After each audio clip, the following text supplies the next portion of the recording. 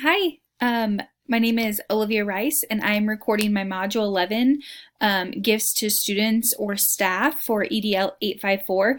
I'm a little bit late on recording this, but I had a little baby girl about a month ago, and so between her not sleeping as well as I would like for her to sleep, and me not getting up and getting ready as much as I would like.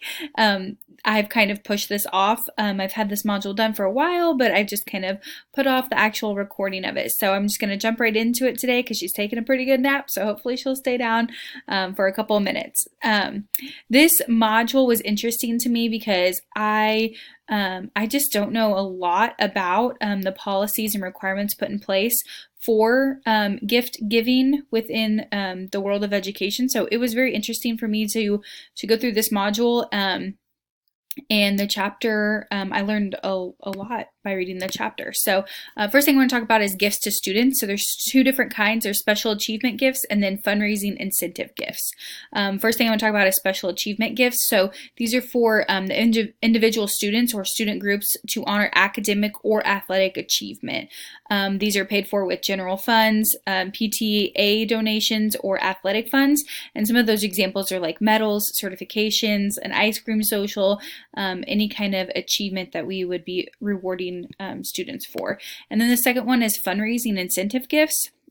So for participating students who meet set criteria, and they would pay for these gifts through the fundraising profit. And so like some of these examples are like tickets to theme parks and stuff like that. I see a lot of this through my son's school. He's a second grader, so like at the elementary level, and they have a lot of fundraisers and they give him a lot of incentives to participate in that fundraiser. So I see this a lot at the elementary level. And the next thing is gifts to staff members. So all staff, fundraising incentives, and then special occasions. First one I want to talk about is all staff. So this is obviously for all staff members, and they would pay for these gifts with staff vending profits, staff fundraising efforts, or donated PTA funds. And some examples would be like school t-shirts, anything like that. We, in my current district I'm in, we receive school t-shirts. At the beginning of every year, the secretary just emails us and says, hey, what's your size? We email her back. I've never really truly thought about, oh, who's paying for this t-shirt? Where are these funds coming from? So again, this was like something that I've learned, and it's good to know. The second one is fundraising incentives. So for participating staff members who meet set criteria, kind of like students, it's paid for with the profits from the school fundraising event. So some examples would be like a gift certificate to a restaurant or maybe something local.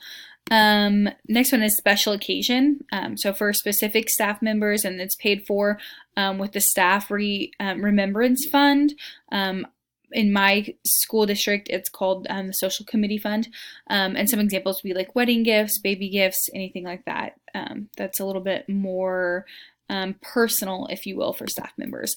And then just my very last slide, just kind of some reminders when giving gifts. It must be purposeful and intentional. Avoid the appearance that might reflect like a poor judgment choice. When gifts are purchased with school funds, then guidelines are necessary to ensure proper accountability. So this is important for me to know as a future administrator.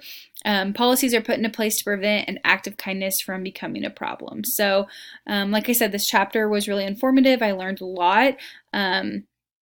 I have been involved in giving gifts and receiving gifts as a teacher, as a staff member, as a elementary student's mom, but just to kind of sit down and really truly think about where these funds come from was important for me. So, yeah, that is all. Thank you.